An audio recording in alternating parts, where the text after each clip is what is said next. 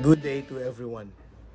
Nehemiah chapter 4 verse 14 says, "When I saw their fear, I rose and spoke to the nobles, the officials, and the rest of the people. Do not be afraid of them. Remember the Lord who is great and awesome, and fight for your brothers, your sons and your daughters, your wives and your houses." Fear is a natural response to danger or uncertainty.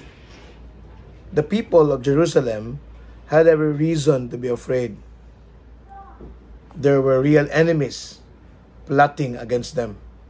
But Nehemiah knew that fear could paralyze them and stop the work of God.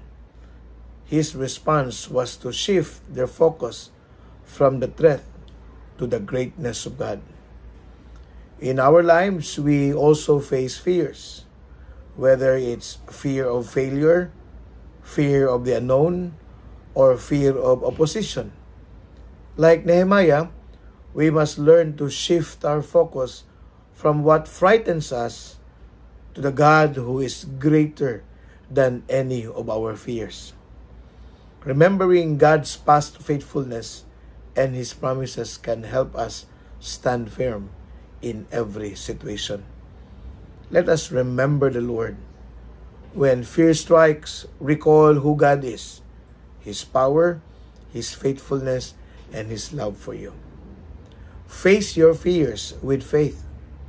Nehemiah didn't tell the people to ignore the threats, but to confront them with the knowledge of God, that God was on their side. Fight for what matters. Nehemiah reminded the people that they were fighting for their families and their homes. Nehemiah's words are a powerful reminder that even today we are not alone in our battles. God is with us, and He is greater than any enemy we face.